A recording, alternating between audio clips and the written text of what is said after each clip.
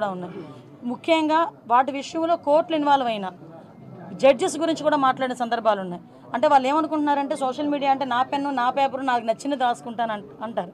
కానీ నీకు నచ్చింది రాసుకుంటే నీ ఇంట్లో బీరోలో పెట్టుకోవాలి, అంతేగాని పబ్లిక్ డొమైన్లో పెడితే అది పబ్లిక్ అవుతుంది. కాబట్టి అటువంటి విషయాలు కంపల్సరీ కోర్టు లాయర్ డిపార్ట్మెంట్ లీగల్గా కూడా దాని మీద నేను ఒకసారి చూసుకుంటాను, మాట్లాడతాను. నేను ఒకటి మాత్రం చెప్పగలనండి, ఏదో అనుకోవచ్చు అనిత హోమ్ మినిస్ట్రీకి వచ్చింది అమ్మాయికి ఏం తెలుసు. నిజంగానే హోమ్ మినిస్ట్రీలో నాకు ఓనమాలంటే ఇప్పటికిప్పుడు నేర్చుకుంటున్నా, ఇంకా నేర్చుకుంటా. యాజ్ పర్ లానే వెళ్తాం, ఎక్కడ కూడా డీవియేషన్ అనేది ఉండదు. ఎవరైతే తప్పు చేశారో ఆ తప్పు చేసిన వాళ్ళకి ఎట్టి పరిస్థితుల్లోనే శిక్ష మాత్రం పడుద్ది. అందులో ఎప్పుడో మేము చాలా రోజులైపోయింది మా మీద కేసులు పెట్టేసి మేము బెయిల్స్ మీద బయటకు వచ్చేసాం అనడానికి కూడా లేదు. ఆల్రెడీ బెయిల్ మీద బయటకు వెళ్ళిపోయిన వాళ్ళని కూడా తీసుకొచ్చి మళ్ళీ కేసులు ఓపెన్ చేసే పరిస్థితులు కూడా చాలా ఉన్నాయి, వాళ్ళు అదే రకంగా ఉంటాయి కనుక. సో అలాంటి సిచ్యువేషన్స్లో ఎక్కడ కూడా లా అండ్ ఆర్డర్ విషయంలో కాంప్రమైజ్ అయ్యే ప్రసక్తే లేదు. మేడం, మీరు ఒకప్పుడు డీజీపీ ఆఫీస్కి రిప్రజెంటేషన్ వెళ్తే మిమ్మల్ని రానివ్వలేదు, ఇప్పుడు ఆ వ్యవస్థ మీ దగ్గరికి వచ్చింది, మీరు ఎలా ఫీల్ అవుతున్నారు? తలరాత అంటారు కదా, రైట్.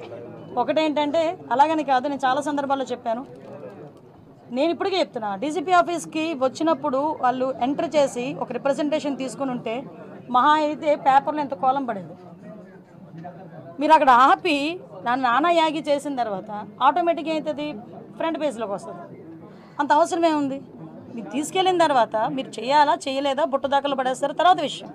ముందు ఒక పబ్లిక్ రిప్రజెంటేటివ్ వచ్చినప్పుడు కానీ పబ్లిక్ వచ్చినప్పుడు కానీ ప్రతి ఆఫీసరు కూడా అది ఏంటి అన్నది రిసీవ్ చేసుకోవాలి. మీకు తెలియదు, లాస్ట్ 5 yearsలో కలెక్టర్ దగ్గరికి వెళ్తా ఉంటే కలెక్టర్ కనిపించేవాడు కాదు, సిపి దగ్గరికి వెళ్తా ఉంటే సిపి కనిపించేవారు కాదు. అంటే వాళ్ళు నేను తప్పు పట్టట్లే, బయట నుంచి వాళ్ళకి వచ్చే ఆర్డర్స్ అలాంటివి. హోమ్ డిపార్ట్మెంట్ని అన్ని డిపార్ట్మెంట్ని ఒక మనిషి గుప్పిట్లో పెట్టుకున్నాడు, అందువల్ల వాళ్ళకి కూడా ఫ్రీ హ్యాండ్ లేదు. నేను లిటరల్లీ నేను డిపార్ట్మెంట్ వాళ్ళని కూడా నేను తప్పు పట్టట్లే, వాళ్ళు కూడా పై అధికారులు ఏం చెప్తారు అది చేయాలి తప్పించి వాళ్ళు ఇండివిజువల్గా చేసే పరిస్థితి లాస్ట్ 5 yearsలో లేదు. ఎంత దారుణం అంటే నేమ్ బోర్డు అనేది వాళ్ళకి ఇచ్చే ప్రైడ్. మీరు పెట్టుకోగలరా నేమ్ బోర్డు? నేను పెట్టుకోగలనా నేమ్ బోర్డు గుండెల మీద? అది ఓన్లీ పోలీస్ డిపార్ట్మెంట్కి ఒకరికే సాధ్యం. ఐపీఎస్ఓ లేకపోతే ఏఎస్పీఓ డిఎస్పీఓ ఏసీపీఓ డీసీపీఓ వాట్ ఎవర్ ఇట్ మేబీ ఆ భుజాల గుండెల మీద నేమ్ బోర్డు పెట్టుకొని ధైర్యంగా పనిచేసే రోజు పోలీసులకి రావాలని కోరుకుంటున్నాను. ఇప్పుడు వచ్చిందని కూడా నేను భావిస్తున్నాను. Last 5 years without name plate, ఎవరు పోలీసో తెలియదు, ఎవరు బయట నుంచి వచ్చి డ్రెస్ వేసుకుని తిరుగుతున్నాడో తెలియదు. సో అటువంటి సిచ్యువేషన్స్ అయితే ఇంక జరుగుతుంది. 100 days యాక్షన్ ప్లాన్ ఇప్పుడే డీజీ గారు నాకు తీసుకొచ్చి ఇచ్చారు. ఒకసారి దీని మీద నేను కూడా చదివి ఒకసారి ఇంకా ఏదైనా మాట్లాడాలనుకుంటే కనుక నేను పై ఆఫీషియల్స్తోని, అదేవిధంగా దీనికి రిలేటెడ్గా డ్రగ్స్ రిలేటెడ్గా ఉన్న శాఖలు చాలా ఉన్నాయి. ఇప్పుడు ఫర్ ఎగ్జాంపుల్ డీఅడిక్షన్ సెంటర్స్ ఉంటాయి, డిపార్ట్మెంట్ ఆఫ్ హెల్త్, అదేవిధంగా మనకి ఫారెస్ట్ డిపార్ట్మెంట్తో మాట్లాడాలి, ఎక్సైజ్ డిపార్ట్మెంట్ వాళ్ళతో మాట్లాడాలి. ఇలాంటి అన్ని డిపార్ట్మెంట్స్తోని కూడా ఒకసారి మాట్లాడి కూలంకషంగా ఉండి ఒకటైతే క్లియర్, ఈ 100 days ప్లాన్లో కంపల్సరీగా గంజాయి డ్రగ్స్ రవాణా అన్నది మ్యాక్సిమం తగ్గిస్తాం. దాని మీద మేమందరం కూడా వర్కౌట్ చేస్తాం. లాస్ట్ గవర్నమెంట్లో చంద్రబాబు గారి మీద, తర్వాత చాలా మంది టీడీపీ లీడర్ల మీద కేసులు పెట్టారు, సిఐడికి అంటే సిట్ అంటే. వాటి మీద మళ్ళీ మీరు రివ్యూ చేస్తారా, వాటి మీద కేసులు ఎత్తేస్తారా? ఎందుకు కేసులు ఎత్తాలి, దేనికి కేసులు ఎత్తాలి? ఈరోజు తెలుగుదేశం పార్టీ ఆఫీస్ మీద దాడి జరిగింది. ఈరోజు ఆ దాడి జరిగిన ఇష్యూ గురించి ఎంతవరకు వచ్చింది ఏంటన్నది మేము కూడా తెలుసుకోవాలి. చాలామంది చంద్రయాన్ని పేక్ కోసి చంపారు, ఇంకా చాలామంది విషయాలు చాలా అన్యాయాలు జరిగినాయి. అలాగని తెలుగుదేశం పార్టీ వాళ్ళ మీద కాదండి, మామూలు నార్మల్ పబ్లిక్ మీద కూడా అక్రమంగా కేసులు బనాయించిన వాళ్ళు చాలామంది ఉన్నారు, బాధితులు చాలామంది ఉన్నారు. అవే కాకుండా ఎవరైతే వాళ్ళ తాలూకు అవినీతికి బలైపోయారో, వాళ్ళ తాలూకు అక్రమాలకి బలైపోయారో వాళ్ళు కనుక వచ్చి మా కేసు రీఓపెన్ చేయండి, మా కేసు మళ్ళీ చెప్పండి అంటే కనుక డెఫినెట్గా మేము ఆ కేసు రీఓపెన్ చేస్తాము. మళ్ళీ రీఎంక్వైరీ చేసి వాళ్ళకి బాధితులు ఎవరైతే ఉన్నారో వాళ్ళకి న్యాయం చేసేటట్టు చేస్తాం. రెడ్ బుక్లో కొన్ని పేర్లు, అధికారుల పేర్లు మీరు చెప్తున్నట్టుగా ఎవరైతే ఆ గీత దాటి ప్రవర్తించారో వాళ్ళకి సంబంధించిన పేర్లు ఆ లిస్ట్ మీ దగ్గరికి వచ్చిందా? దాని మీద మీరు ఏమైనా యాక్షన్ తీసుకునే ముందు చెప్తాను.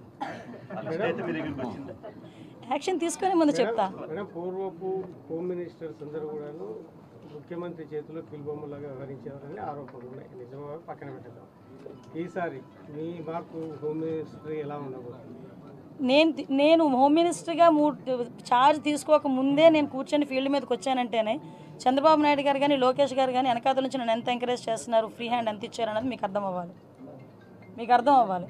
ఈరోజు హోమ్ మినిస్ట్రీ అనేది ఏదో ఎవరో చేతుల్లో పెట్టుకొని చేయడానికి చంద్రబాబు నాయుడు గారు అక్కడ, జగన్మోహన్ రెడ్డి కాదు అక్కడ, చంద్రబాబు నాయుడు గారికి ఎవరి సమర్థత ఏంటన్నది క్లియర్గా తెలుసు, దానికి సంబంధించి ఇచ్చారు.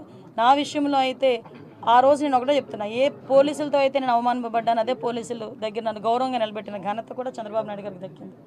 చంద్రబాబు నాయుడు గారు ఏదైతే ఆలోచిస్తున్నారో ఆ ఆలోచనకు అనుగుణంగా మేమందరం కలిసికట్టుగా కోఆర్డినేషన్తో ఎవ్వరికి ఇబ్బంది లేకుండా మేము అడ్మినిస్ట్రేషన్ చేసుకుంటాం. మీరు ఊహించారా యాక్చువల్గా మీకు ఈ పదవి నో ఊహించలేదు, ఎక్స్పెక్ట్ చేశారా? ఎక్స్పెక్ట్ చేయలేదు. నేను మంత్రి ఇచ్చిన తర్వాత కూడా ఏ శాఖలు ఇస్తారో ఏదో సంథింగ్ చూసుకున్నాను తప్పించి ఒక నిమిషం హోంశాఖ అనేసరికి కాళ్ళు చేతులు చల్లబడినాయి.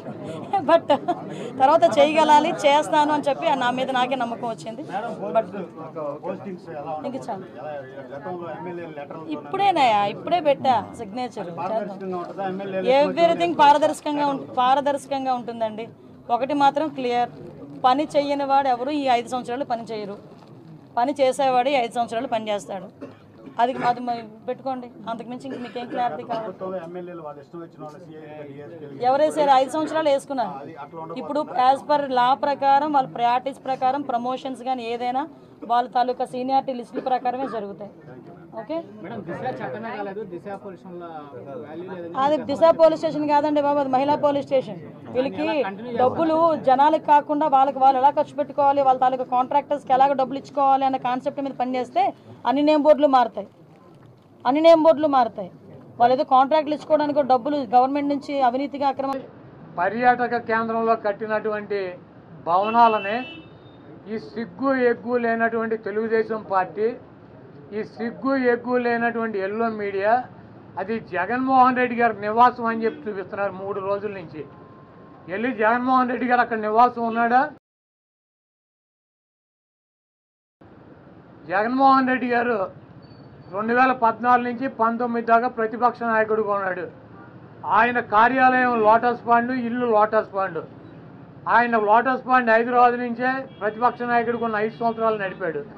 ముఖ్యమంత్రి అయిన తర్వాత 5 సంవత్సరాలు ఈ తాడేపల్లిలో ఉన్నటువంటి ఇల్లు క్యాంప్ ఆఫీస్ ఇక్కడి నుంచే నడిపాడు ఆయన కార్యాలయాన్ని కానీ ఇంటిని కానీ. జగన్మోహన్ రెడ్డి గారి రక్తంలో లేదు. ప్రభుత్వం కట్టించినటువంటి ఇళ్లలో ఉండటం కానీ, ప్రభుత్వం కట్టించినటువంటి గెస్ట్ హౌస్లో ఉండేటువంటి కర్మ జగన్మోహన్ రెడ్డి గారికి పట్టల. జగన్మోహన్ రెడ్డి గారు వైజాగ్లో సొంత ఇల్లు కట్టుకున్నాక అక్కడ షిఫ్ట్ అవుతాడు. అంతేగాని టూరిజం ప్లేస్లో కట్టినటువంటి ఆ హౌస్లో జగన్మోహన్ రెడ్డి గారు వెళ్తాడని చెప్పి ఎవడు చెప్పాడు వీళ్ళకి, వెధవులకే? అది జగన్మోహన్ రెడ్డి గారి కోసం కట్టించుకున్నటువంటి ఇల్లు అని చెప్పి రకరకాలైనటువంటి కథనాలు రాస్తున్నారు.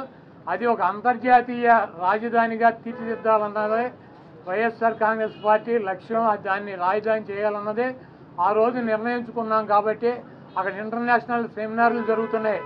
అనేక మంది ఇంటర్నేషనల్ సంబంధించినటువంటి దేశ విదేశాల నుంచి అనేక మంది పారిశ్రామికవేత్తలు వస్తున్నారు. కనీసం వాళ్ళకి సౌకర్యం ఉండటానికి అవకాశం లేనటువంటి పరిస్థితి ఉంది. కాబట్టి ఉత్తరాంధ్రలో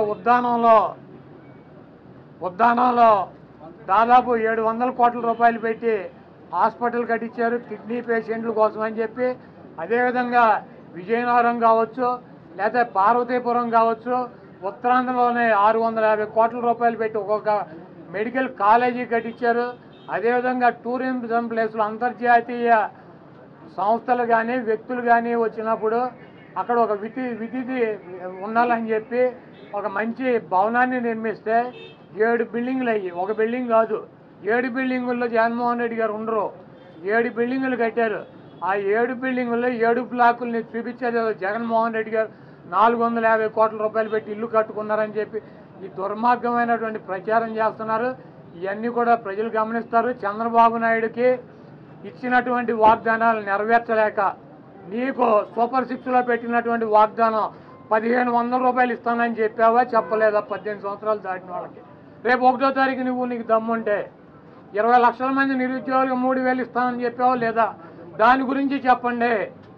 నువ్వు దొంగ వాగ్దానాలు చేసి అధికారంలోకి వచ్చావు. నువ్వు దాని గురించి మాట్లాడండి ముందు. మీరు ఈ వాగ్దానాలను డైవర్ట్ చేయాలని చెప్పి ఒకటి తీసుకెళ్ళి 4 కెమెరాలు బాత్రూములు, లెట్రిన్లు, టబ్బుల్లో పెట్టి 30 లక్షలు పెట్టి బాత్రూమ్ కట్టాడు. జగన్మోహన్ రెడ్డి గారు ఇల్లు అది. జగన్మోహన్ రెడ్డి గారు ఎప్పుడన్నా ప్రభుత్వ కార్యాలయాలు ఉన్నాడా? జగన్మోహన్ రెడ్డి గారు ఎప్పుడన్నా ప్రభుత్వం గెస్ట్ హౌస్లో ఉన్నాడా? జగన్మోహన్ రెడ్డి గారు ఇల్లు కట్టించుకుని వెళ్తాడు వైజాగ్. నీకు మళ్ళీ ఎవడో కొంపలో దూరేటువంటి పరిస్థితి జగన్మోహన్ రెడ్డి గారికి ఉండదు. కాబట్టి జగన్మోహన్ రెడ్డి గారు కట్టించినటువంటి ఇల్లు కాదు అది. అది టూరిజం సంస్థ ద్వారా టూరిజానికి సంబంధించి కట్టించినటువంటి 7 బ్లాకులు వాటిని కట్టారు. వాటికి 400 కోట్ల రూపాయలు ఖర్చు పెట్టి అంతర్జాతీయ సెమినార్లు పెట్టిన